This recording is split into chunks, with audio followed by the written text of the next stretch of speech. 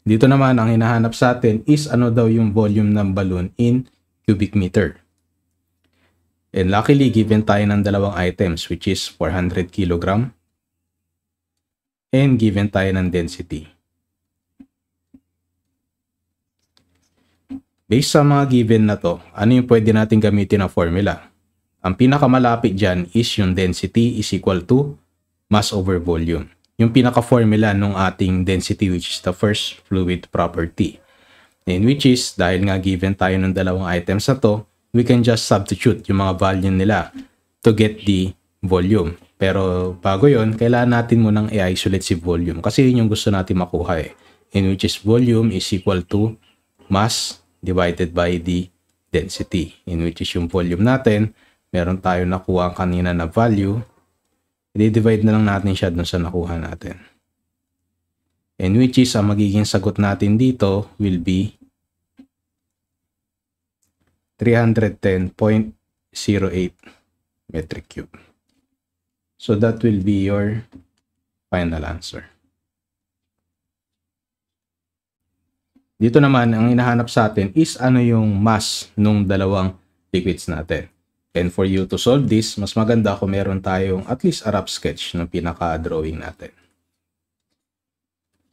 And then ito daw, rectangular tank na ito is meron daw siyang corresponding dimensions which is 1 meter and then 1 meter daw to. Hindi nga lang siya mukhang ganun, no? Pagpasensyaan nyo na. And then with that, meron din tayong dalawang fluid daw in which is merong oil and merong tubig. Ngayon, kung babasahin nyo dito yung tanong, is yung density daw ng oil natin is 600 kg meter cube. And then kapag mas maliit siya dun sa density ng tubig, which is typically that is 1,000, so most likely, hindi most likely, no, lulutang talaga yung oil natin. So ibig sabihin, yung first layer natin will be water, yun nasa pinakailalim, and then yung top layer natin will be the oil. Yan, oil and water. And then sabi naman din dito is meron tayong binigay na dalawang height niya, in which is sa oil daw it is a 150 mm layer, and then kapag sa tubig naman that is a 300 mm layer. And then base din dito is paano ngayon natin makukuha yung pinakamass niya, kasi ang hinahanap ka natin, di ba, is yung M total ng dalawang item, in which is yung M ng oil and then yung M ng water. So ngayon titingnan natin ngayon ano ba yung meron tayo na given before we get yung pinaka-value niya. So dito given tayo ng area, and of course given din tayo nung density ng mga object natin. So yung oil natin is at 600 kg metric cube. Ngayon sa tubig naman, hindi given. So pagka ganito, we can assume it to be 1,000. Kasi wala naman siyang binigay na specific kung ano yung pinakagagamitin mo. So with that, you are given a density, you can given an area and height. So it means pwede natin gamitin yung formula ng density, in which is density is equal to mass over volume. We know the density, we can absolutely know the volume, so it means we can get the mass. So with that, pwede natin siyang isolate na ng mass ng oil is equal to yung density ng oil multiplied by its corresponding volume. So ano ba density ng oil natin? That is 600 kg metric cube. And then when we are talking about the volume of a rectangular tank, the volume is equal to length multiplied by width and multiplied by the height. So yung length natin will be 1 meter. Ang width natin will be 1 meter. And then yung height natin ngayon is 150 mm. Ang kailangan nyo lang tingnan dito is yung tinatawag natin na consistency ng units natin, in which yung consistency niya, that will be 1 meter for every 1,000 mm. So it means ang final answer natin ng mass ng oil ay equal to 90 kg. So that is for 1. Siyempre kailangan pa natin nung mass nung tubig, in which is that will be the density of water multiplied by the volume. And then with that, alam natin na Yung density ng tubig is 1,000 kilogram metric cube. And then, yung volume will be the same. 1 meter multiplied by 1 meter. But yung height niya is may iba. So, yung height natin dito is 300 mm. So, with that, for every 1 meter, there are 1,000 mm. So, ang mass ng tubig natin will be equal to 300 kilogram. So, dahil alam na natin yan, yung mass ng oil natin is 90 kilogram. And then, yung mass ng tubig natin is 300 kilogram. So, with that, ang magiging M total natin will be 390 kilograms. So, that will be your final answer.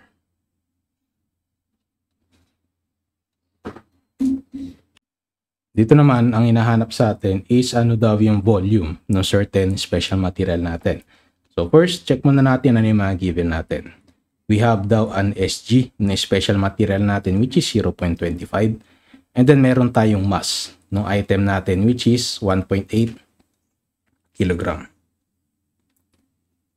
So ang goal kasi natin dito is makuha yung volume. So ano ba yung pinakamalapit na pwede nating makuha ang formula? So as you can see, we are given the mass. So it means yun yung density formula in which is yung density ng special material mo is equal to mass and its volume. And then pag in-isolate mo siya, the volume will be equal to the mass divided by the density of material. Ngayon, pagdating kasi dito is hindi naman tayo given ng density ng material. But luckily, given tayo ng specific gravity niya. So ano ba yung formula ng specific gravity to get the density of the material? So that will be Sg is equal to density ng special material mo divided by yung reference density, in which is ang reference na ginagamit natin is H2O at 1,000 kg metric cube. So with that, pwede nating isolate yung special material natin. So that will be Sg multiplied by the density of water. So that will be 0.25 multiplied by 1,000. So ang density natin ng object natin will be 250 kilogram metric cube. Now that we know yung density ng special material, we can now get the volume. So substitute nyo lang yung mga values niya, which is yung mass natin is 1.8 kilogram divided by 250 kilogram metric cube. So, ang magiging sagot nyo dyan will be 0.0072 metric cube. So, that will be your final answer. Dito naman, ang hinahanap sa atin is ano daw yung density ng special substance mo if meron siyang specific gravity na 0.86. So, ang formula na gagamitin natin will be yung specific gravity which is equal to yung density ng special material mo o ng special substance divided by the density ng reference natin which is at 1,000 kg metric cube. So with that, pwede nating isolate yung ating density ng special material is equal to Sg multiplied by the density ng tubig natin. So that is just simply 0.86 multiplied by 1,000 kilogram metric cube. So, yung density ng ating special material will be 860 kilogram metric cube. So, that will be your final answer. Dito naman, ang hinahanap sa atin is ano daw yung density ng air mo in these following conditions. And then, kung naalala nyo yung sinabi ko nun, if there is change in temperature and there is a change in pressure, so yung density ng air natin is not 1.2, but it will change depending dun sa current conditions niya. So, to explain that, ano yung pinaka-formula para makuha natin yung value na yun? That is yung ideal gas law natin, which is equal to PV is equal to MRT. In this equation, makikita mo ay wala naman density. However, you can rewrite this in such a way na magkakaroon siya ng density in which is M over V is equal to the pressure divided by R and multiplied by the temperature. Ngayon yung M over V mo, that is the density. So it means you can rewrite it as density is equal to the pressure divided by yung RT natin. Ngayon titingnan natin ano yung mga values na pwede nating ilagay. Luckily, pagdating dun sa pressure is we are given already na absolute siya. Kasi please take note, yung pressure na hinihingi dito sa ideal gas law equation should be absolute. Wag na wag niyong kakalimutan yon. And fortunately, given lang sa atin na absolute siya. So that will be 400 kPa. And then sa ilalim niya, which is yung R, kahit hindi siya given dito, when we are talking about air, common gases siya. So dapat kabisado niya siya. And which is, yung R natin will be 0.287 kilogram. Kilojoules dapat yan. Kilojoules, kilogram, Kelvin. And then yung temperature natin, which is 35 degrees Celsius. But please take note, yung temperature dapat na gagamitin natin dito should be in Kelvin. Ngayon, bakit Kelvin? Kasi kung makikita nyo yung unit dito, naka-Kelvin siya. So, para mag-cancel out yung units mo, is you should use Kelvin. So, i-convert pa natin yung 35 degrees Celsius mo ng Kelvin. Just add plus 273.15 K para ma-convert siya. So, with that, ang makukuha mo na density after cancellation ng units is equal to 4.52 kilogram metric cube. So that will be your final answer.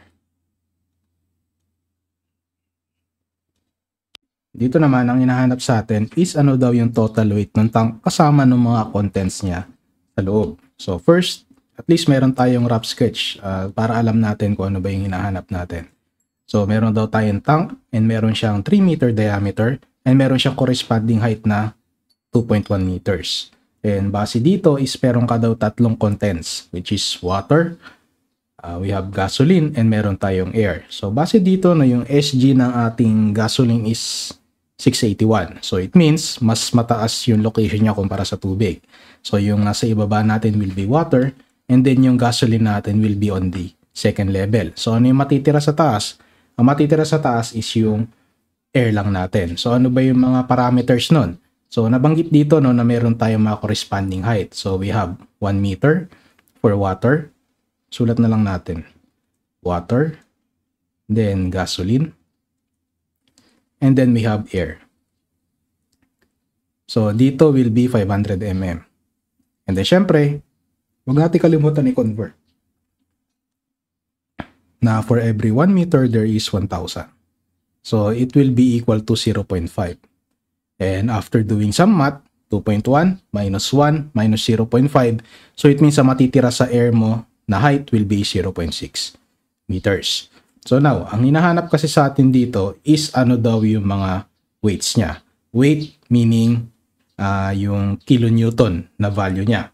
So ano ba yung formula nun? So we have the weight total. So sabi dito kasi yung mga contents. So ano ba yung mga contents natin? We have weight ng water.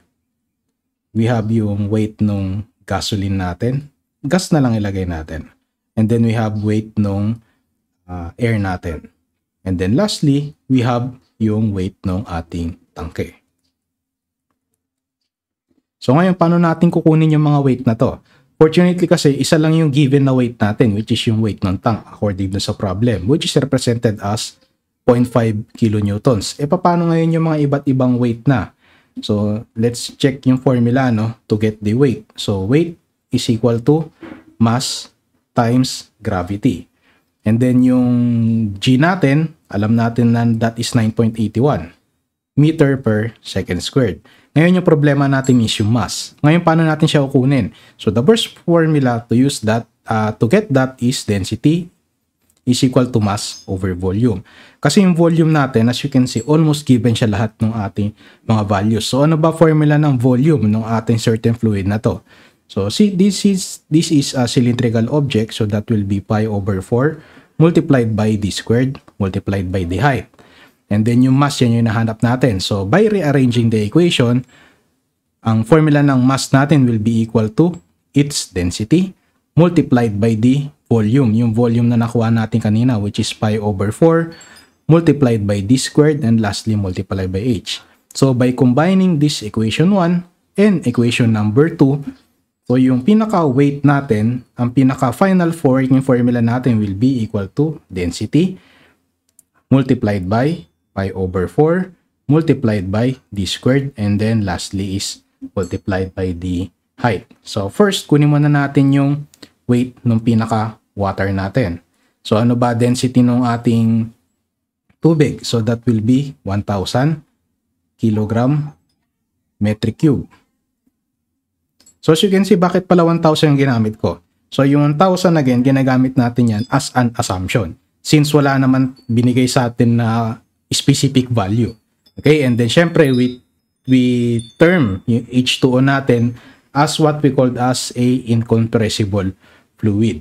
Okay, so stick lang lagi tayo sa 1,000 unless of course given. Okay, and then next is pi over 4. And then ano yung diameter natin? That is 3 meters. Ngayon wag niyong kakalimutan na i-square siya. And then lastly yung height natin, which is equal to 1 meter.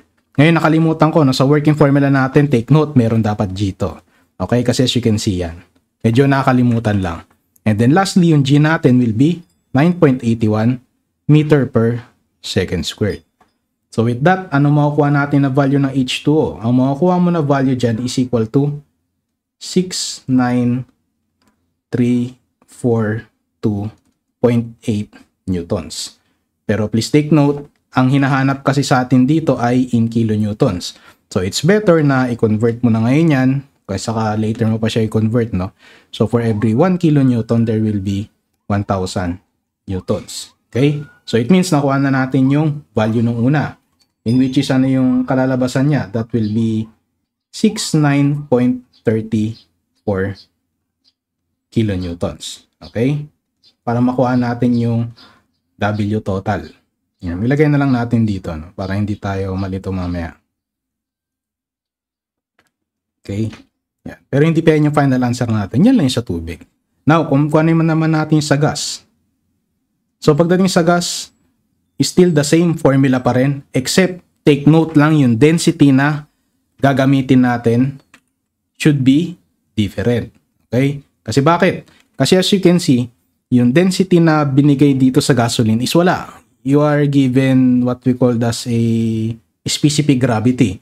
So it means hindi pa natin pwedeng isulat tong value na to. First, kunin muna natin yung SG. So dito na natin isulat. So ano ba SG natin? So ang formula ng SG is equal to yung density nung hinahanap natin, which is gasoline, divided by the density nung reference natin, in which is H2O. And then with that, after writing, yung density ng gas natin is equal to SG multiplied by density ng tubig, in which is that will be 0.681 multiplied by 1,000 kilogram per metric cube. In which is, ang magiging kalalabasan niya ay equal to 681 kilogram metric cube. Okay, yan yung gagamitin natin for the density nung gas natin dito, in which is that will be 681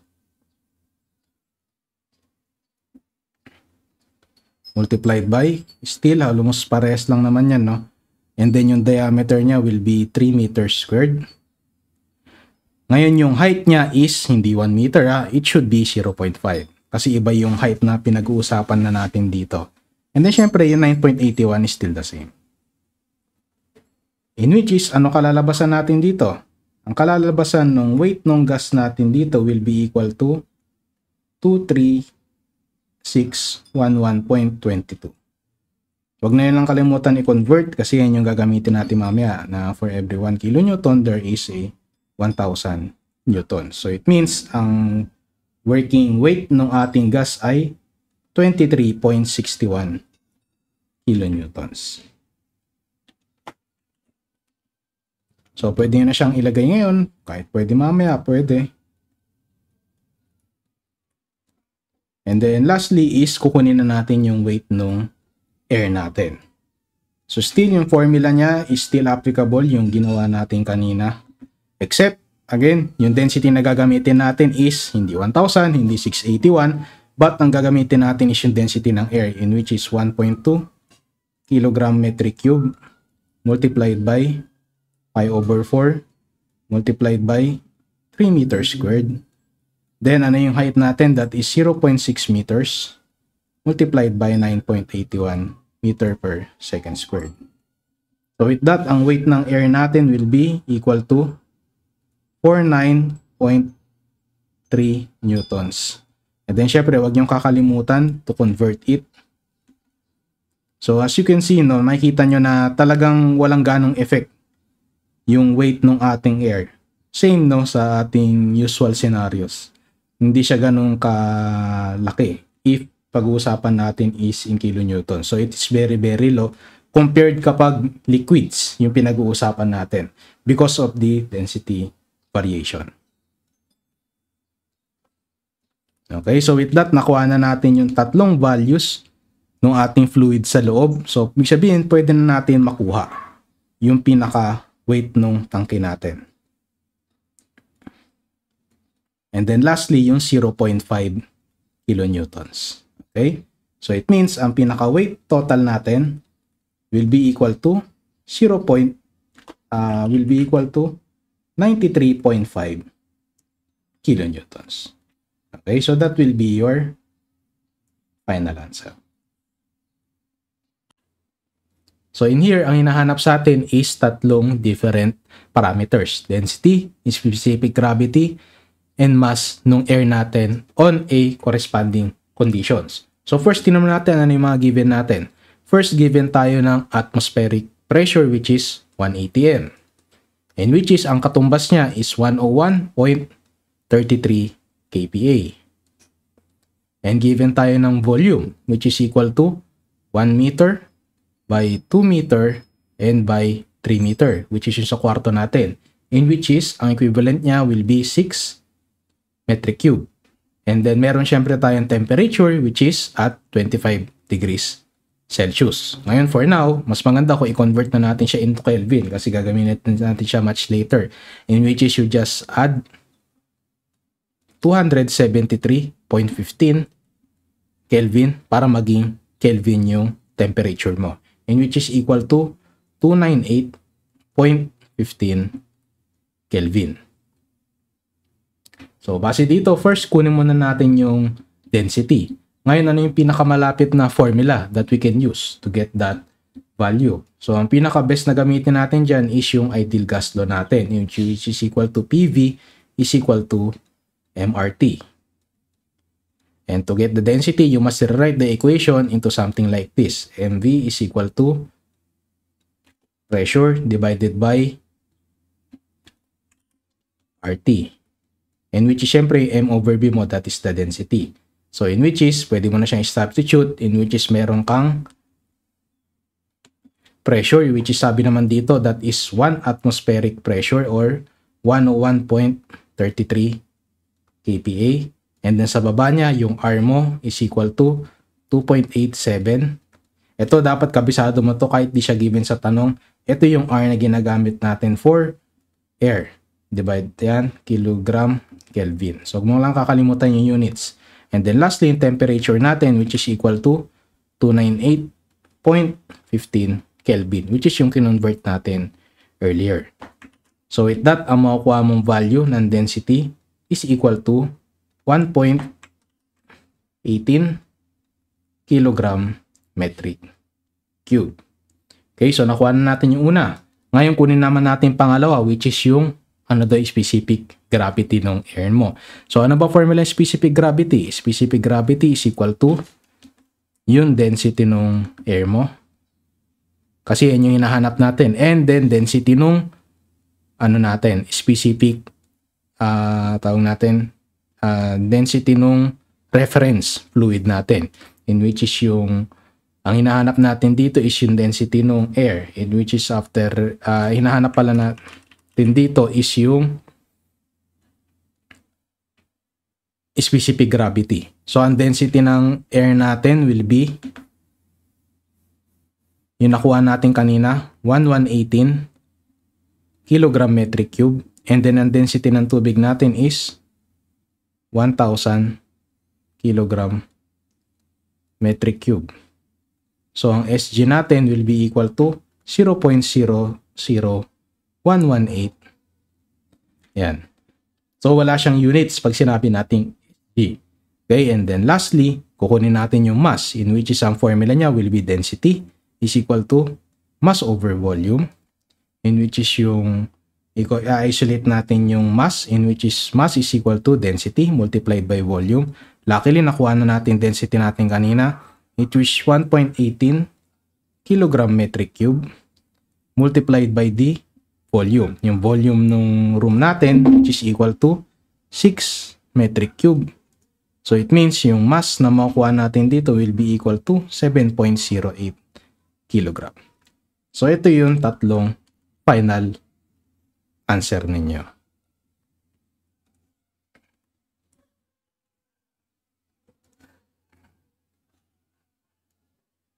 Dito naman isinahanap sa atin ngayon is ano daw yung viscosity ng ating fluid by analyzing kung paano ba gumagana yung viscometer. So base dito is meron kang given na mga values. Pero for now, lagyan muna natin siya ng variables because we want to derive kung ano ba yung working formula na gagamitin natin. Kasi nga, hindi siya direct sub. Malalaman nyo mamaya kung bakit. So first is meron dapat tayong diameter. Okay, nung inner cylinder. Kasi bakit natin kailangan yung diameter ng inner cylinder?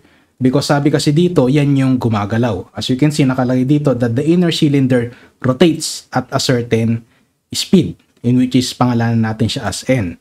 And then sabi rin dito na from the inner cylinder, papunta dun sa labas ng cylinder, which is meron syempre siyang outer dimension, yung distance daw niya sa isa't isa, we just name it as L na lang. Para at least mas pare-parehas tayo. Okay? Yan. And then of course, habang umiikot to, dahil nga yung fluid natin is very viscous, it generates a force. In which is yung force na yun is pangalanan natin as torque. Okay? So yun yung mga importanteng values na kailangan natin. Pero please take note, di ba? Sabi ko nga, this object is measuring viscosity. Siyempre, ang nilalagay mo dyan are items na very viscous. So it means kung itong object na to ay umiikot and then puno ng tubig itong area na to, ano nangyayari? So what happened is yung tubig na nilagay mo dito, not tubig no, but liquid na nilagay mo dito is nagkakaroon yan ng velocity. Okay? So in velocity profile, nagkakaroon yan ng parang arrow dito na makikita nyo. Okay? In which is depende yan kung gaano kabilis yung object mo, gaano rin kalakas yung torque na binibigay niya, ganon ka laki yung velocity mo dito. Pero please take note, di ba sabi ko nga meron tayong tinatawag na no slip condition. So it means habang lumalapit siya dun sa iyong pader, bumabagal yung iyong velocity. Up to until ma-reach niya yung tinatawag natin na no slip condition in which is 0 siya. Alright? And then syempre, nagkakaroon tayo na yun ng tatawag dito na straight line because ang pinag-usapan lang naman natin dito is Newtonian fluid. Pag Newtonian, most likely straight line lang yan. So mas mabilis siyang i-analyze and then yung graph na yan that will be represented as yung velocity gradient natin which is dv over dy. Okay? So for now, bakit natin sinulat yan? Kasi ang pinaka-start ng ating formula is ano ba formula ng viscosity? That is the shear is equal to the dynamic viscosity multiplied by dv over dy. Okay? Most likely kasi yung mga viscosity natin yan, nasa table na yan, sinasolve natin. Kinukuha na lang natin, I mean. Pero for now, dito, isosolve natin siya. Alright? Para at least mas maintindihan nyo kung paano ba nakuha itong mu na ito. Okay? Using a viscometer. So, ito yung pinaka-equation natin, which is equation number 1. Ngayon, pag ginamit mo ito equation number 1, we cannot really solve anything. Okay? Kahit pa makuha mo yung velocity, makuha mo yung y, hindi pa siya possible. Kasi nga, wala tayong shear stress. Okay? So, kailangan pa natin siyang kunin. Ang meron lang kasi tayo ngayon is torque. So, paano natin siya makukuha ngayon? So, yung formula kasi ng shear stress, di ba? It can be represented as F over A. Tama ba? So, this is in your strength of materials time. And then, yung torque natin from your statics days or dynamics, I think, yung torque natin, ano ba formula niya? That is force multiplied by the, yung moment arm niya, or force times the radius ng pinaka-inner cylinder natin. So, as you can see, marami na tayong formula, 2 and 3. Okay? And then lastly, syempre, meron tayong formula dapat ng area. Okay? So, yung formula ng area natin, ang pinag-uusapan natin na area dito is yung area ng kinakapitan ng fluid mo, in which is yung area nitong object na to, or yung surface area niya, which is that will be 2 pi r. And then, syempre, kung gaano siya kahaba. Okay? So, surface area kasi yung pinag-uusapan natin dito. And then, with that, paano na ngayon natin siya i-relate? How do we get the value of mu? So, pagdating kasi dito is pwede natin i-combine yung mga different, pwede natin i-combine yung mga different parameters natin. Kasi nga, wala tayong shear stress. So, ibig sabihin, pwede natin kunin itong F over A into such a way na i-relate natin siya sa torque. Tama ba? So, it means, yung torque natin will be equal to surface area, shear stress multiplied by the surface area multiplied by R. Okay? So, ito muna yung kinumbine natin papunta dito. Okay? Para lang hindi kayo malito. And then, syempre, yung area natin is pahabain natin yan, in which is the shear stress is equal to 2 pi R H multiplied by the R again. Okay? Ngayon, ano ngayon yung value ng shear stress natin? Yung shear stress natin yan is ito yan. Diba? So, it means pwede natin i-rewrite yung equation ngayon again, in which is T is equal to mu dV over dy. Tapos dito ay 2 pi r squared h. Alright? So, ito na yung pinaka formula natin dito. So, ngayon, paano natin siya isosolve? Again, syempre, tingnan muna natin ano yung mga pwede nating tanggalin dito. So, first, i-remove muna natin itong ilipat muna natin itong equation na to dun sa kabila. Kasi, di ba, ang goal nga natin dito is malaman lang yung viscosity. Correct? Ito yung kailangan natin ma-isolate. So, with that, T divided by 2 pi r squared h is equal to mu dV over dy. Ngayon sir, paano natin ngayon i-analyze to? So ngayon, pwede natin i-correct ito ngayon. So, ibig sabihin, ano yung value ng derivative ng v natin and derivative ng y. So, sa derivative ng v, yan lang yung difference ng velocity mo at the start, in which is velocity 1, and then syempre yung final velocity mo dito sa pangalawa. So, that will be represented as v1 minus v2. Okay? And then yung dy mo naman, yan yung difference nung distansya mo. In which is, syempre, yung difference ng distance mo dito, which is, that is will be the R1 and R2. Luckily, alam na kasi natin yung gap na tinatawag. Yung gap, ibig sabihin yung distance niya papunta dun sa no-slip condition. In which is, that is represented already as L. So, it means yung nasa ilalim mo will be equal to L lang. Okay? So, with that, huwag nyo lang din kakalimutan, no, na yung V1 natin, hindi pa natin alam yan. Okay? Ito, hindi pa natin alam. Mamaya, siguro, makukuha na natin. Pero for now, yung V2, confident tayo na anong magiging sagot niya, it will be 0. Ngayon, bakit naging 0 yan? Kasi nga, like nabanggit ko, habang dumidikit siya dun sa isang static object, ito kasi static to, no? Static. It doesn't move. Unlike ito yung gumagalaw. So, pagdating dito, it is assumed yung tinatawag natin na no-slip condition. Ibig sabihin, nakadikit yung tubig. Okay? So, yung hindi naman lahat, no? But yung molecules siya, theoretically, it is stick together. So, ibig sabihin, walang velocity nangyayari dun sa area na yon. So, after knowing this, ibig sabihin, we can rearrange again yung pinaka-formula natin into something like this. Bale, mu is equal to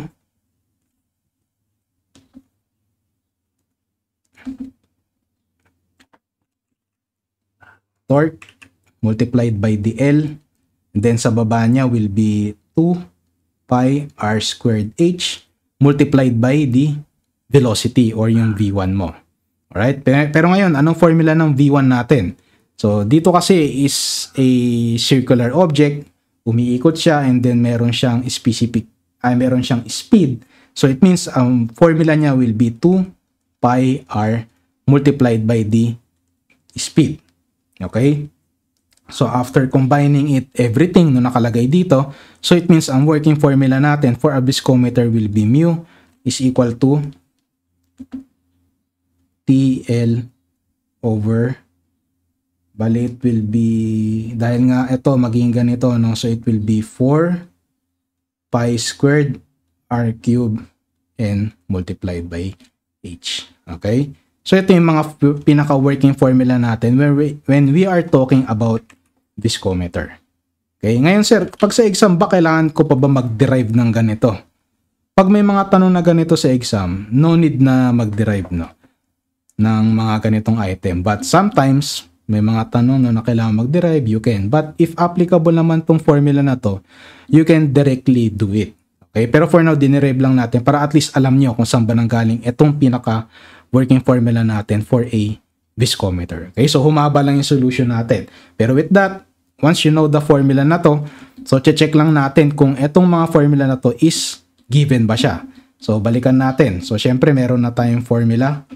So copy lang natin to, no, para at least meron tayong guide kung ano yung mga given natin. Yan. So, first, ang mu natin will be equal to what?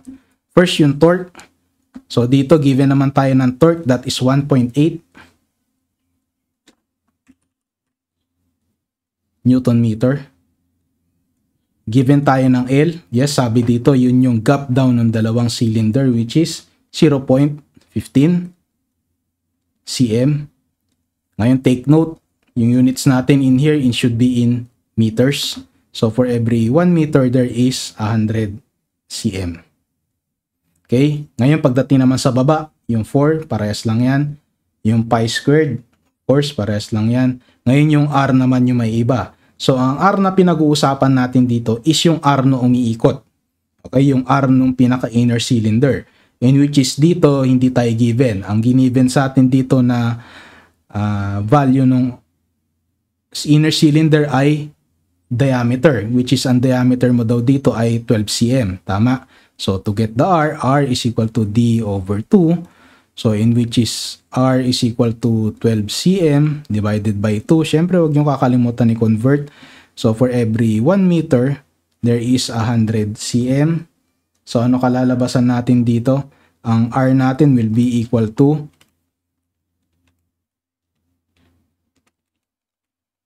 0.06 meters. Okay? Yan yung value ng ating R pagdating dito. So, with that, pwede natin ilagay dito 0.06 meter cube.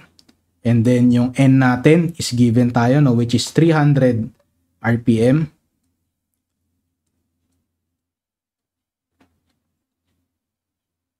Ngayon, kailangan lang natin siyang gawing into seconds. So, bakit seconds? Kasi kung titignan mo yung unit natin dito, it should be in seconds, hindi dapat minute. Kasi pag hindi mo ginawa seconds to, magiging PAM yan. So, for every 300 RPM, so for every 1 minute, there will be 60 seconds. Okay? And then, syempre, lastly, yung value ng ating H.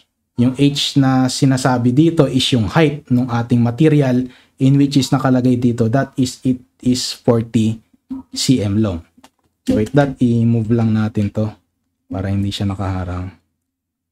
Yan. So, that will be 40 cm. And then, syempre, para consistent yung units natin, for every 1 meter, there is a 100 cm. Okay, so with that, ano yung magiging final answer mo once you calculate everything?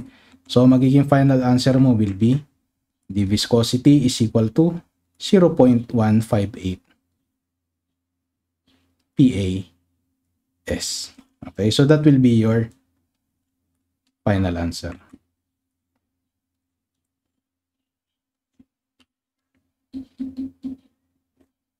Dito naman ang hinahanap sa atin is ano daw yung capillary rise ng tubig natin sa loob ng isang 0.6 mm diameter glass tube. So ang formula na gagamitin natin will be H is equal to 2 multiplied by D, surface tension divided by density, G, and R. And then i-multiply natin yan with cosine theta. Then kukunin lang natin ano yung mga values niya. So first is meron dapat tayong surface tension. Ngayon dahil tubig naman to, so dapat kabisado nyo na kung ano value ng surface tension ng tubig. So that will be 2 multiplied by 0.073 Newton meter. And then yung density natin kapag tubig, that is typically 1,000 kilogram metric cube. Then yung G natin, that will be 9.81 meter per second squared. And then lastly is yung value nung R natin, in which is dito unfortunately given tayo ng diameter. So ano ba formula ng diameter? That is not formula ng diameter, no, but paano ba natin kukunin yung R? So that will be R is equal to D over 2, in which is yung R natin will be equal to 0.6 mm divided by 2. Pero syempre take note, ang kailangan natin na value dito is in meters. So if that for every 1 meter, there will be 1,000 mm. So ang radius natin dito will be equal to 0.0003 meters. Okay? So that will be 0.003 meters. Cosine. Ngayon ano yung value ng theta natin? So pinag-uusapan kasi natin dito is tubig and then glass. So pag tubig and glass, ang supposedly value ng angle mo dito or contact angle mo will be 0 degrees. Okay? So and then with that, ang makukuha natin na value dito is equal to 0.05 meters. Okay? So that will be your final answer. Dito naman, ang hinahanap sa atin is ano daw yung mass ng ating helium gas. So for this to work, kailangan natin gamitin yung formula na ideal gas law, in which is that will be represented as PV is equal to MRT. And we need to find the mass. So, ibig sabihin, kailangan natin siyang isolate, in which is ang formula natin will be PV divided by RT. Ngayon, kung titingnan natin dito, ano ba yung mga given natin? So, luckily, meron tayong pressure, which is 200 kPa abs. Meron tayong volume, pero sa ngayon, diameter lang yung given natin. So, it means kailangan pa natin siyang isolve. In which is, ano ba volume ng sphere natin? So, that will be 4 over 3 pi r cube. And then, with that, ano pa yung mga given natin? Fortunately, hindi rin tayo given ng r, pero given tayo ng diameter. So, to get the r, so i-divide natin siya by 2 to get the value of r, in which is r is equal to 9 meters divided by 2. So, ang R natin will be 4.5 meters. So, with that, makukuha natin yung volume, in which is ang value ng R natin is 4.5, di ba? So, hayaan na muna natin siya dyan. Try natin isali siya dun sa pinaka-working formula natin before we calculate. And then, with that, alam natin dapat yung R, kabisado natin yan because meron tayong table, no, na pre-provide natin dyan. And then, lastly, meron dapat tayong temperature. Pero for now, ang temperature natin is 20 degrees Celsius. So kailangan natin siya i-convert into Kelvin. So with that, pwede na natin isulat. So ang ating pressure will be equal to 200 kPa. And then ang volume natin will be equal to 4 over 3 multiplied by pi. And then syempre yung R natin, which is 4.5 meter cube. And then lastly, sa baba niya, ano ngayon yung R natin? That is equal to 2.08 kilojoules per kilogram Kelvin. And then yung temperature natin is 20 degrees Celsius. But sabi ko nga, kailangan natin siya i-convert into Kelvin. So in here, ano makakuha natin na value ng mass? Ang mass natin now will be equal to 125.2 kilograms. So that will be your final answer. In this problem naman, ang hinahanap sa atin dito is ano daw yung force na kinakailangan niya para ma-maintain yung speed ng isang plate na dumadaan sa loob ng isang object na punong-puno ng oil. So, mas maganda again kung i-drawing muna natin. So, ang concept kasi nito is meron ka daw dalawang static object. Kasi sabi dito, between two parallel flat plates. So, drawing muna natin yung flat plate. And then, yung flat plate daw na ito ay meron daw siyang distance. So, as you can see, it says 4 cm apart. So, drawing lang natin. Okay? And then, yan dalawang plate daw na yan is meron daw thin plate na nasa gitna. Okay, so, imagine nyo na lang na meron. And then, yung thin plate daw na to is gumagalaw daw siya ng at a certain speed. And that speed is 5 meter per second, yung galaw niya. So, hindi natin alam kung paano pa ito hinahatak, no? Basta gumagalaw lang siya. Okay? And then, dito daw sa loob ng plate na ito is punong-puno daw yan ng oil. Okay? So, ito, yan. Itong buong area na to. So, punong-puno siya ng mantika, something like that, no? Or anything na malagkit. In which is yung value daw ng dynamic viscosity mo or mu is equal to 0.9 PAS. Okay? And then, binigyan ka rin dito ng certain dimensions ng pinaka-plate natin. Okay? So, itong plate natin has a dimension which is 2 meters long. And then, yung 2 meters, 0.5 meters wide. Okay? So, mamaya magagamit natin yan. And then, ang sinasabi dito ay syempre dahil nga pumapasok siya dun sa loob ng item na yon and meron kang nararanasan na viscosity, syempre meron kang kailangan na force na may apply sa kanya para umandar siya at ganong speed. So, bakit? Ano ba kadahilanan nun? Bakit natin siya kailangan lagyan ng ganon? So, sa ngayon, no, lagyan natin to 4 cm apart. Binanggit ba dito kung nasaan? Sabi lang naman between eh. Wala nang binanggit kung nasa gitna siya. May binanggit ba? I think wala eh. So pagka ganito, we must assume lang na ibig sabihin nito, nasa gitna siya. Okay? It's directly in the middle. Kasi wala naman ng ibang binigay na parameters natin except to assume. Okay? So it means yung dimension nitong dalawang ito ay tig to 2 cm. Alright? And then with that, try na natin i-analyze paano ba siya gumagana. Kasi like nabanggit ko nga, di ba, punong-puno siya ng oil. So, punong-puno siya ng oil, di ba may naranasan tayo na no slip condition. No slip meaning dumidikit. So, dahil gumagalaw siya ng 5 meters per second, ibig sabihin, yung oil mo na nakadikit dito ay gumagalaw din ng same speed, nasa 5 meters per second. However, dahil nga static yung object mo na nandito, eto ay static to, wala naman sinabi na gumagalaw siya eh. So, it means fixed. Actually, nakalagay ata dito eh. Wala naman. Pero tingin natin fix yan kasi wala naman binigay na kahit anong velocity. Ito ay gumagalaw. Okay? It's moving. So, ibig sabihin, ang velocity profile natin should look like this. So, habang lumalapit siya doon sa ating plate, ano nangyari? Nababawasan yung speed niya. Up to until ma-attain niya yung tinatawag natin na no slip condition, in which is pagdating dito, zero na yung pinaka-velocity mo. Okay, so magkakaroon tayo ng linya dyan in which is yan yung velocity gradient natin. Okay, and then ano yung V1 natin? Syempre kung saan gumagalaw. And then yung V2 natin kung saan ngayon yung patutunguhan niya. Okay, which is typically 0. So with that, paano natin nilalagay yan? So dito pala, no, ang katumbas pala nito is kung ma-imagine nyo, it's look something like this.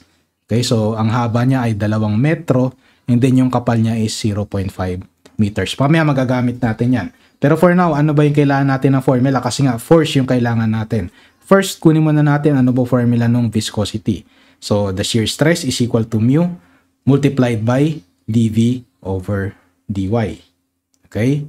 And then, nasaan naman ngayon yung force dyan? Wala namang force. Pero remember, ang formula ng shear stress natin is equal to force over area. Yung area na to, yun yung tinatawag natin na surface area. Okay, so by arranging the equation by itself, bago pala natin i-arrange, no, kunin muna natin ano ba yung dV and dy. So yung dV and dy, if naalala nyo, diba, that is V1 minus V2. Yung V1 natin, yan yung 5 meters per second, and then yung V2 natin will be 0 due to the no slip condition. Tama ba? And then yung dy natin, syempre yan yung distansya nitong dalawang ito, yung pinag-uusapan natin from the moving up to the static location niya. So it means yung dy natin, that will be typically 2 cm. Okay? And then with that, ibig sabihin pwede na nating arrange tong equation na to. So ano yung maging itsura niya?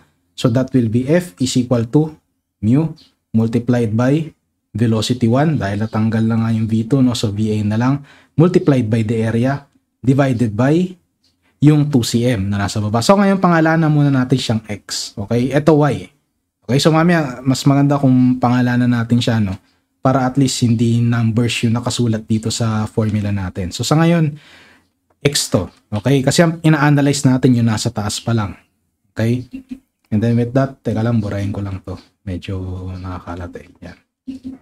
Then, yung nasa ilalim na to will be X. So it means, ang pinaka-working formula natin is yan, makakuha na natin yung force. Okay? So the force is equal to, ano yung value ng mu natin? That is 0.9 PAS multiplied by, ano yung velocity natin? 5 meters per second. Ngayon, ano yung area natin? So, ang area natin, take note, surface area ng plate, in which is yung napakita nga natin kanina, that is length times width, in which is yung length natin is 2 meters, and ano yung width natin, that is 0.5 meters, divided by yung distansya natin na nasa baba, which is x, so that is 2 cm. Ngayon, wag yun lang kakalimutan na, syempre, di naman cm yung kailangan natin, no? It should be in meters. So, for every 1 meter, there will be 100 cm. In which is the value of F is equal to 225 newtons. Okay? So ngayon, sir, yan na ba yung final answer? Actually, hindi pa. Okay? Kasi take note, yung in-analyze kasi natin, yan yung force na resistance na naranasan niya sa taas na part. Okay? Pero syempre, meron pang bottom part. Okay? Which is ito. Okay? So yung bottom part na yan, i-analyze din natin. So it means parehas lang naman, di ba? Kasi nga static pa lang naman din yung object niya. So, syempre, dito malakas. And then, habang lumalapit siya dun sa static object natin, humihina siya up to maging 0 siya. Then, pangalanan natin to as V3 para at least hindi lang nakakalito. So, with that, same concept pa rin. Yung formula natin, it will be shear stress is equal to mu dV over dy. Except pagdating dito, take note, that is V1 and then ano yung patutunguhan niya? Minus V3. And luckily, dahil nga hindi gumagalaw yung kabila niya, that will be 0. And then sa baba niya, it is dy. So, ibig sabihin, ito yung pinag-uusapan natin ngayon, yung distance niya papunta dun sa V1, papunta dun sa V3.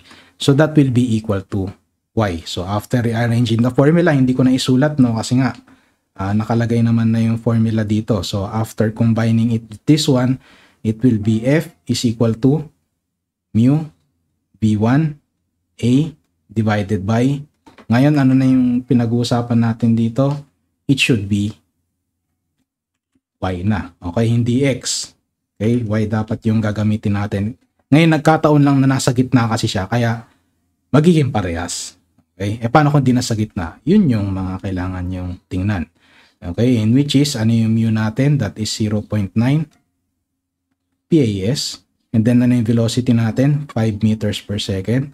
Ano yung area natin? Surface area. So, still the same. Length times width. Wala namang pinagkaiba yung object natin. So, that will be 2 meters multiplied by 0.5 meters divided by 2 cm multiplied by, for every 1 meter, there will be 100 cm. Okay? So, ang force natin will be 225 newtons. So, as you can see, merong force sa taas and meron sa force sa baba. So, ano lang ibig sabihin nun? Ibig sabihin lang nun is kailangan mong i-add yung dalawang force na yun para makuha mo yung total force required para ma-maintain yung speed. So, that will be F total is equal to yung unang F kanina. Paano natin siya ng F top tapos F bottom? Kasi taas and baba naman yan. Kasi we analyze them both. So, lagyan ko lang to para at least hindi kayo malito. Yan. So, that will be 225 newtons plus 225 newtons. So, ano yung total natin for our F total? Our F total now will be equal to 450 newtons. So that will be your final answer. Dito naman, ang hinahanap sa atin is ano daw yung surface tension ng ating liquid. So with that, ano ba yung working formula natin when we're talking about capillary action? So that will be H is equal to 2 multiplied by the surface tension, cosine, tapos yung contact angle niya, divided by density times G times R. Medyo napahaba ata ito. Ang buwasan natin. Okay. Pero dito, ang hinahanap kasi natin is surface tension. Hindi natin hinahanap dito yung capillary rise. Kasi dito, kung mapapansin nyo, binigay na sa atin. Okay? So with that, kailangan natin isolate ngayon yung ating surface tension. In which is, ang pinakamaging formula natin will be equal to H multiplied by the density multiplied by the gravitational acceleration multiplied by the R. Pero kung makikita nyo, dahil nga diameter yung binigay sa atin, so that will be R is equal to D over 2. So para mas mabilis, burahin na natin tong R. Understood naman natin, no? So gawin na natin siya agad na D over 2. And which is, pagdating naman sa baba, ang nakalagay lang doon is 2 cosine and the contact angle. Okay? So ngayon titingnan natin ano yung mga given natin kung fit ba itong masolve, no, base dun sa isolation natin. So with that, yung surface tension natin will be equal to ano yung H natin, which is yung capillary rise natin, that will be 5 mm. Pero do not forget na dapat nakametric yan. So for every 1 meter, there will be 1,000 mm. And then ano yung density natin? So it is given there na 960 kilogram metric cube. And then yung G natin will be 9.81 meter per second squared. And then lastly, yung ating D over 2, ang ating D will be equal to 1.2 mm divided by 2. And kailangan natin siyang gawing in meters. So for every 1 meter, there will be 1,000 mm. And then divided by 2 cosine. And then yung contact angle natin is given na rin, that is 15 degrees.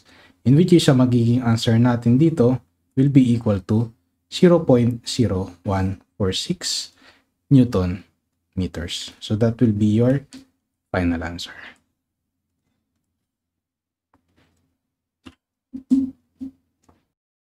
Dito naman is, kung hinahanap naman sa atin dito is ano daw yung force na required na kailangan para ma-maintain yung speed ng ating moving plate. So first, mas maganda nga kung meron tayong at least rough sketch ng ating sinusolve.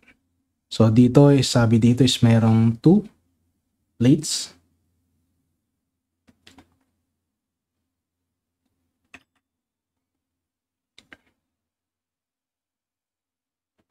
Okay, and then sa gitna daw niya is not necessarily gitna, no? Kasi nakalagay dito, kung babasahin mo, is yes, meron silang dimension na dalawa. That is 3.6 mm apart daw.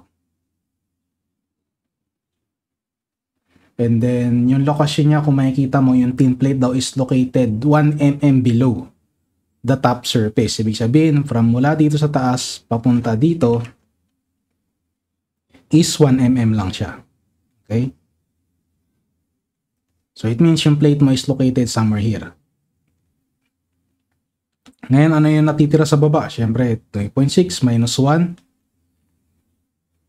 That will be 2.6 mm. And then with that, given tayo ng area ng plate natin. So drawing lang natin dito. So that is 30 cm by 30 cm. So, i-convert na natin siya para hindi tayo mahirapan. So, yung area natin, kasi yan din yung surface area ng plate, di ba? So, area is equal to length times width. So, ang surface area natin will be 30 cm multiplied by 30 cm multiplied by, for every 1 meter, there will be 100 cm. Huwag nyo lang kakalimutan na naka-square dapat siya. With that, ang A natin will be 0.09 meters squared. So, yan yung surface area natin. And then, sabi dito, yung plate din daw natin is gumagalaw ng 3 meters per second. And then, syempre, yung oil na nasa loob natin dito is meron siyang certain viscosity. So, ang ating mu is equal to 0.027 Newton second meter squared. Or, kung papangalanan mo yan, that will be PAS. Okay? So, with that, I think pwede na natin siyang i-analyze. So, first, i-analyze muna natin yung taas.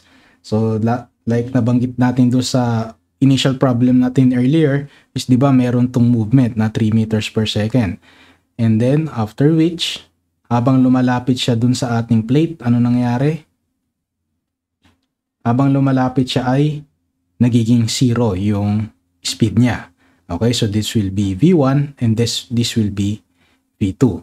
So after knowing this, kung ano yung mga meron tayo dito, so ano ba yung pinaka-working formula natin? That is the shear stress is equal to mu multiplied by dV over dy.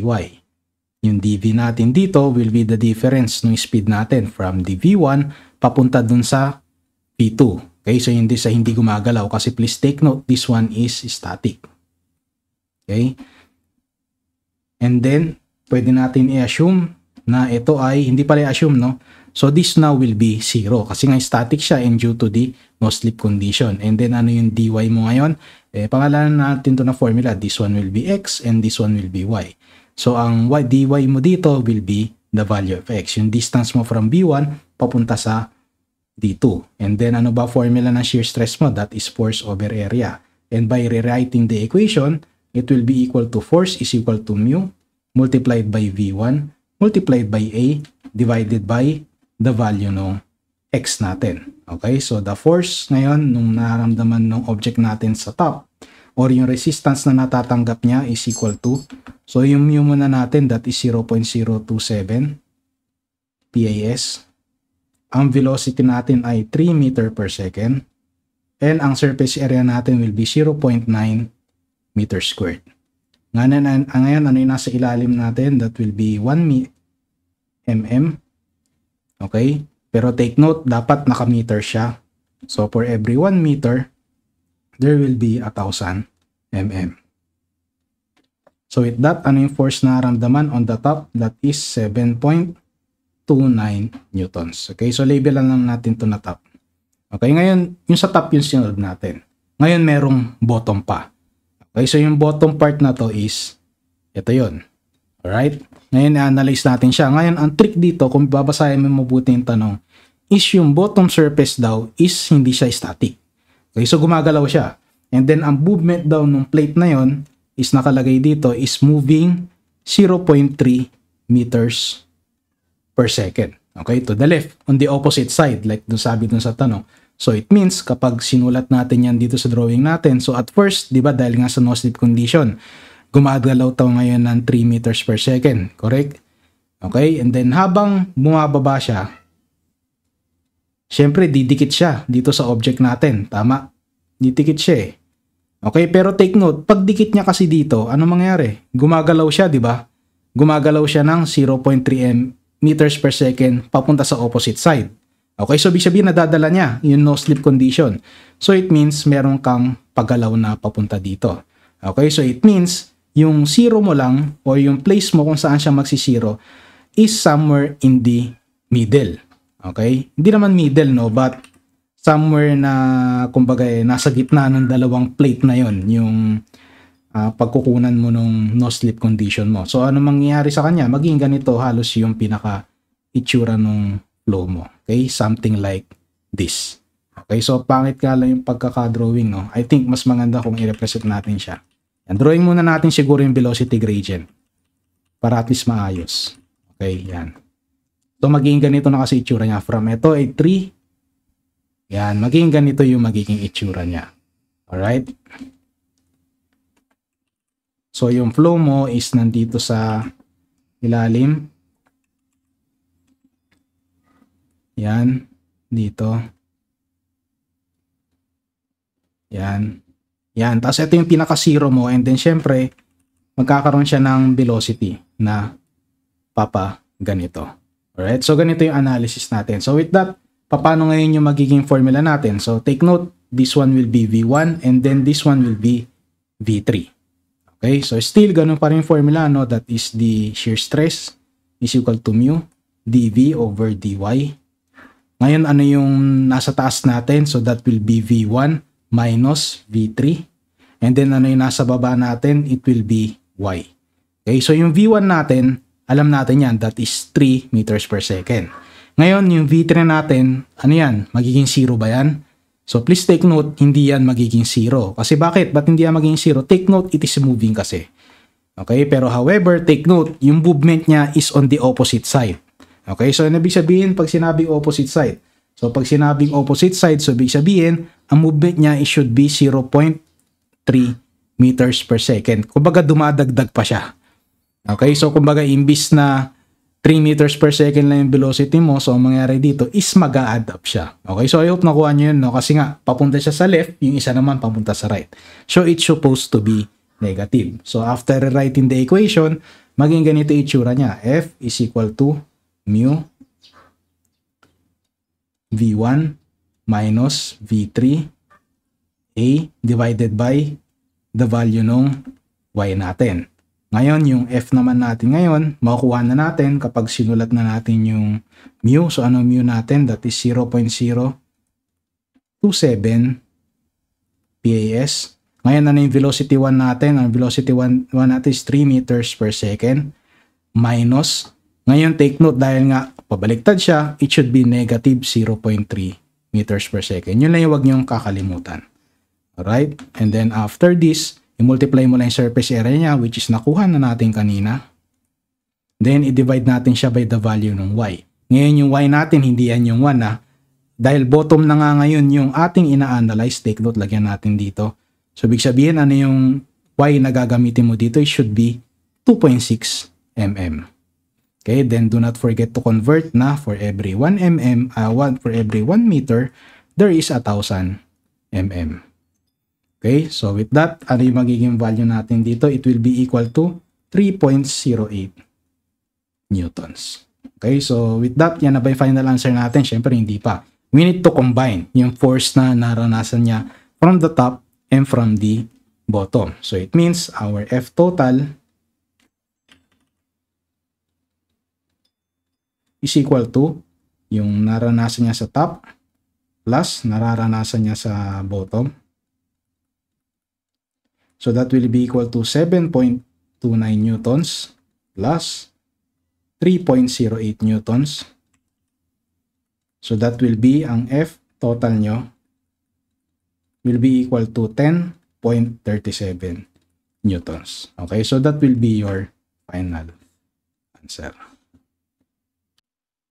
Dito, ang hinahanap naman sa atin is ano daw yung maximum diameter na pwede na gamitin dun sa isang stainless steel cylinder para lumutang siya sa tubig.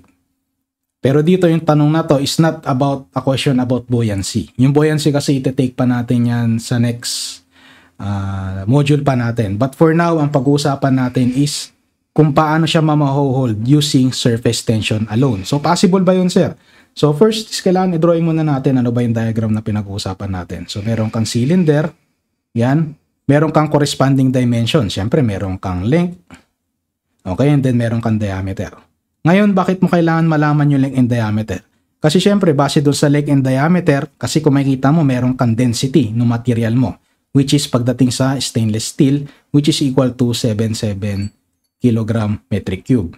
Okay? So, para malaman mo yan is kasi gusto mong malaman ngayon yung volume niya para malaman mo yung weight na bigat ng pinaka-cylinder mo. Kasi bakit? Kasi gusto mo ma-counteract nito yung surface tension, yung force niya is enough para lumutang siya. Kasi bakit? Yung surface tension kasi, di ba, napag-usapan natin, it tends to act na nagbibigay siya ng force na pataas. So, hindi kasi nagkumakalas yung mga tubig natin. So, ibig sabihin, meron siyang force upward kapag ibinabad mo siya sa certain body of water. Okay? So, isipin nyo, yan yung tubig na yan. Okay? And then, ano ba formula niyan? Yung pagkakababad niya sa tubig, no? So, parang example niyan, parang ganito yan. Front view. So, kung yung front view niya, nakalagay siya dyan, then syempre meron kang tubig na nakalagay dito. Okay? Yan, meron kang tubig dyan. Yan. Okay, and then pag sa side view naman natin. Yan, yung tubig is nakalagay dito sa gilid niya. Okay, so as you can see, may contact siya dun sa cylinder mo. So ano ba formula ng ating surface tension? Ang formula ng ating surface tension is equal to force divided by the contact angle. Alright, so yung F na yan yung force na nagka-counteract sa kanya. So ang gusto natin, almost maging the same sila. Tama ba? Pati ng weight. Para kumbaga, makuha mo yung maximum diameter. So F is equal to W. Kasi kapag mas mataas yung weight mo ngayon, syempre the more na kumakapal yung diameter ng cylinder mo, ano nangyari? Tumataas yung volume. So pag tumaas yung volume, ano mangyari? Bumibigat siya. So we want it to be equal nung F mo. Okay? So ito yung pinaka-relationship natin. So first, tingnan muna natin ano yung nakalagay sa tanong. So base kasi dito sa tanong is yung contact angle daw is i-disregard mo daw yung ends niya. So, bakit mo siya i-disregard? Sabi kasi dun sa tanong kasi bakit natin kailangan malaman yon? Kasi as you can see, pagdating sa formula, yung force, di ba, yan nga yung kailangan natin mahanap pa. Kailangan natin siyang equate. Ngayon, yung surface tension ng tubig, given tayo. Okay, which is that is 0.728 Newton meter. Ngayon, ano yung kailangan natin next hanapin? Kailangan natin hanapin yung contact angle. Ngayon, pag sinabi natin contact angle, B, pag titingnan natin drawing, ano-ano yung mga nakakontak sa kanya? Okay, so kung titingnan mo, ang naka-contact sa kanya is itong side na to, which is D. Pero syempre, two sides yan, di ba? May D ka dito, may D ka doon. So, ibig sabihin, that is 2D. Tama ba? I hope nakuha nyo yun, no? Itong 2D na to, yan yung dalawang dulo niya. Okay? Ngayon, ano yung another pa na contact niya? Yung contact niya, take note, yung nasa gilid niya. Tama? Ito yun, no? Yan, yung nasa side niya. In which is yan yung length natin. Tama ba? Dalawang side siya. Tama? Merong sa side dito sa gilid, meron dito sa kabila. Ngayon, so yun yung pinaka-contact niya. So, it means that will be 2L. Ngayon, sa tanong nga lang, sinabi na dito na i-disregard mo na, no? Yung ends ng cylinder. Okay? So, pinapa-disregard niya. So, ibig sabihin, our contact angle will be equal to B is equal to 2L. So, with that, we can rearrange, no, yung formula ng ating F dito into something like surface tension 2L. Okay? Is equal to the weight. Ngayon yung weight, problemahin naman natin. Paano natin kukunin yung weight ngayon? So ano ba formula ng weight? Weight is equal to M multiplied by G. Ngayon, hindi tayo given ng M. Pero makukuha natin yan by using the formula of density, which is density is equal to mass over volume. Tama ba? So with that, after rearranging the formula, our weight will be equal to density times volume times G. Okay, and then syempre yung volume natin, merong corresponding formula yan. Ano ba formula ng volume ng cylinder? That is pi over 4 d squared multiplied by the length. So with that, pwede nating i-apply yung formula na to. Ilagay natin dito, so that will be surface tension 2L is equal to density pi over 4 d squared L. Okay, so yan na yung working formula natin. Ngayon, ang kailangan kasi natin makuha dito is what? Ang kailangan kasi natin makuha dito is yung diameter. Diba? Kaya nga natin inequate yan. So with that, kailangan natin i-isolate yung D. So by isolating D, ang magiging working formula natin will be equal to the square root of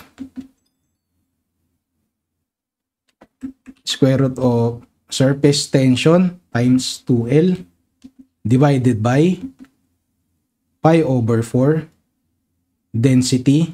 Nakalimutan natin yung gravity dito na may gravity pa. Gravity multiplied by L. Okay, so yan yung pinaka-working formula natin. So with that, that will be diameter is equal to, so dito ang iingatan nyo lang dito again is units. Tingnan nyo lang kung magka-cancel siya kasi hindi siya kumbaga hindi siya direct formula, no? Na kumbaga lagi natin ginagamit. So with that, importante talaga na ilagay natin yung units lagi when we are solving a problem. So that will be 0.728 Newton meter. Tapos multiplied by 2 And then yung length natin will be, ano ba yung length natin? Walang binigay. Meron, 10 cm. Walang nabasa, no? 10 cm. Pero kung titingnan nyo pala dito, sorry, no? Kung titingnan nyo pala dito, hindi ko nabanggit. Kung makita mo yung L, magka-cancel. Tama ba? Ayan, no? So, kung magka-cancel, kailangan mo ba yung sulat? Hindi mo na kailangan isulat. Okay? Kasi nag-cancel out naman na di ba? So, ibig sabihin, yan na yung working formula natin. So, sa baba niya, that will be pi over 4. And then, ano yung density natin? So, dito, take note ang density na pinag-uusapan natin dito, hindi density ng tubig yan. Kasi take note, nasa weight ka. So, that is the density of steel. In which is, that is 7,700 kilogram metric cube. And then, ano yung G natin? That is 9.81 meter per second squared. Okay? Yung L kasi is na-cancel na. Tama. So, with that, pag nakuha nyo na to, check nyo lang yung units, no? Kung magka-cancel, yes, meter per second squared. Imumultiply mo sa G, magiging Newton. So, ang matitira is M squared. Then, may square root siya. So, ano matitira? That will be in meters lang. So, ibig sabihin, ang diameter daw na kailangan natin makuha is 0.00157 meters. So, that will be your final answer. Dito naman, ang hinahanap sa atin is ano daw yung force na kinakailangan mo para ma-maintain yung certain velocity na to na kailangan i-apply dito sa ating box or crate. So, first, mas maganda kung meron tayong drawing. So, dito kailangan na natin ng FBD. Kasi bakit kailangan mo ng FBD? Dahil nga medyo marami ng force na nagaganap, hindi lang siya basta taas, baba, left and right lang, no? And then, syempre, this is an inclined surface. So, for now, drawing natin yung object natin. Okay? So, meron siyang corresponding dimension. Ngayon, ano yung mga forces na meron siya? First na force niya is, syempre, meron siyang force sa pababa. So, that is the 150 Newton. And then, base dun sa force niya na pababa, dahil nga inclined plane siya, is meron siyang tinatawag na normal force. Yun yung perpendicular na force na naranasan niya. This is because nga naka-incline yung pinaka-plane natin at a certain degree, which is nakalagay dito, it is around 20 degrees yung angle niya. And then next, is syempre meron tayong force na ina-apply dun sa object para gumalaw siya pataas. In which is ito yung ina-apply natin and hinahanap natin, which is F. And then lastly, syempre, hindi pa doon nagtatapos, meron pa tayong force na nagre-resist, which is pakabila, which is yung tinatawag natin na FP. Dahil nga, syempre, meron tayong friction din na kino-consider. Pero dito, dahil naglagay tayo ng oil, tawag nito, nababawasan kahit papano, no? Yung pinaka-force na required natin. Kaya minsan, we tend to use this kind of oil para mas mabilis may akyat yung object. Okay? Yan. So, that this will be FB. Okay, yung force niya. Sabihin natin friction lang. Pero sa ngayon, FB lang. So, based dito, ito na yung mga forces natin.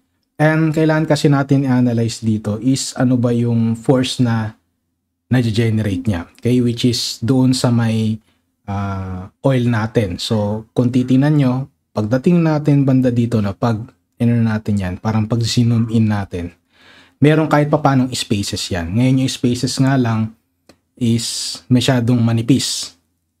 Okay, so para ka merong dalawang flat plate. Yung flat plate sa taas, yan yung gumagalaw.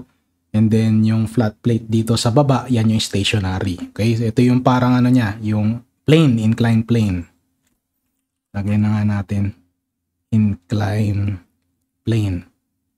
And then itong nasa taas niya, yan yung crate. Nakalagay ba dito kung crate? Yes, yan yung crate. And it is moving at a certain velocity, which is ano velocity niya?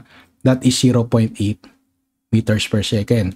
Ngayon, ano ba tong space na to? Ano tong dimension na to? So as you can see, nakalagay naman niya sa question, that is 0.4 mm thick oil na meron siyang corresponding dynamic viscosity, which is 0.012 PAS. Okay? And then, ang hinahanap natin dito is yung FB natin. So, bago yon, analyze muna natin ano ba yung force nito na required para ma-maintain yung velocity nasa taas. Siyempre, kung naalala nyo, di ba, meron tayong velocity profile in which is sa taas, dahil no slip condition siya, na-maintain niya yung 0.8. However, habang lumalapit siya dun sa ilalim or dun sa pinakababa ng object mo, yun na nga yung nabanggit natin, naranasan niya na yung no slip condition, which is straight line na siya. And which is dito, ang magiging V1 natin is yung nasa taas. Siyempre, dyan nagsisimula yung speed, and then yung V2 natin is yung no slip condition, which is at 0 meters per second. So now, dahil nailagay na natin to, is pwede na natin siyang i-analyze. Pero ito nakalimutan lang natin, no? Ano ba yung another important factor pagdating sa ganito? Siyempre yung surface area. In which is ang surface area na pinag-uusapan natin is yung bottom part lang ng crate. So kung i-drawing natin yung crate, di ba? Yan, ganito yung tsura ng crate eh. So yung yan. Yan, ganyan yung 3D na itsura ng crate. Yung crate natin nasa certain dimension of 50 cm by 30 cm, and then meron siyang corresponding height na 20 cm. Ang kailangan lang natin na surface area dito, syempre, yung nag-a-act lang dun sa oil saka dun sa surface, in which is yun yung length times width, in which is that is represented as 50 cm by 30 cm. Okay, pero syempre dahil kailangan natin siya in meters, convert natin for every 1 meter, there is a 100 cm, and then kailangan mo siyang squared. So with that, ang surface area na pinag-uusapan natin ay 0.1 meters squared. Okay, so with that, itabi muna natin to kasi I think mamaya pa natin to magagamit, no? Yan. So with that, analyze na natin yung problem. So first, kailangan muna natin makuha kasi nga, di ba, kailangan natin makuha yung force. So we need to do summation of forces. So kumbaga, maganda talaga kung nag-gets yun sa static dish nyo, no? So with that, ano yung summation of forces at X? So that will be F minus FB cosine 20 degrees minus yung normal force natin sine 20 degrees. Okay? And then yung summation of forces natin at Y, ano? That will be negative 150 newtons plus normal force natin cosine 20 degrees, and then lastly yung FV natin, which is equal to minus FB sine 20 degrees. Okay, so nalito lang ako dun. Okay, so as you can see, yan yung mga forces natin, may Fn tayo and may FB tayo. So with that, yung pinaka hinahanap kasi natin dito is yung F. However, ang daming missing. Hindi natin alam yung Fn. Hindi natin alam pa yung FB. Okay? So, first, kunin muna natin yung kailangan yung possible natin makuha. That is the FB. Okay? So, yung FB na to, ito yun. So, ano ba formula ng FB ngayon? So, first, tinan muna natin sa viscosity. So, ano ba formula ng viscosity?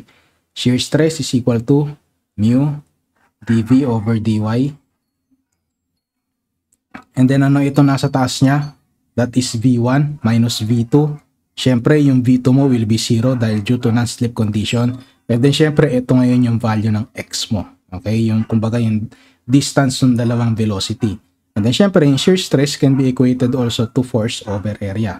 And after arranging the equation, this will be the FB. Take note, FB to FB is equal to mu V1 multiplied by the surface area divided by yung value ng X natin.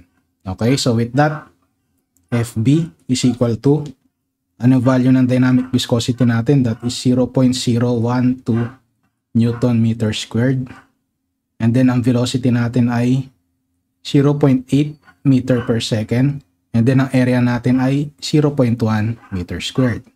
And then sa baba niya, yung X natin will be equal to 0.4 mm. Ngayon, take note, check nyo lang yung units, it is an mm. Kailangan natin siya i-convert na for every 1 meter, there is a 1,000 mm. So with that, ang value ng FB mo will be equal to 2.4 newtons. So base dyan, nakuha na natin yung FB, ano kaya yung possible natin masolve? So as you can see, pag dito sa equation na to, FB and Fn are missing. So, ibig sabihin, wala tayong masolve na kahit ano. However, dito sa equation na to, kung titinan mo, kapag alam natin yung FB, we can get the value of Fn. Tama ba? Okay, so with that, take note, di ba sa equilibrium of a particle nyo, magiging 0 to. Okay, so with that, if we apply this equation na 0 yan, yung summation of forces mo, tapos meron kang FB, so it means we can solve Fn. So by rearranging the equation, Fn is equal to 150 newtons plus 2.4 newtons. Yung nakuha natin kanina, multiplied by sine 20 degrees divided by cosine 20 degrees. So with that, makuha natin yung value ng Fn, which is equal to 160.5 newtons. So with that, alam na natin yung Fn. So pag ginamit na natin yung equation kanina na nakuha natin, kinuha na natin dito. So it means makuha na natin yung value ng F. In which is F is equal to 2.4 newtons. Yun yung FB. Cosine 20 degrees plus 160.5 sine 20 degrees. Okay? So with that, ano magiging value ng F mo? That will be 57.15 newtons. So that will be your final answer.